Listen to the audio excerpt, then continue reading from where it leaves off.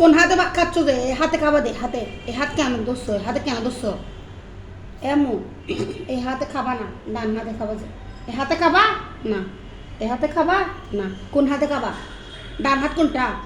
মালিহার ডান হাত কোনটা? ওই তো ওইটা। আচ্ছা এটা দেখাও, তোমার ডান হাত দেখাও মা। এই তো ভালো। ধরো, এখান থেকে নাও, পরোটা নাও।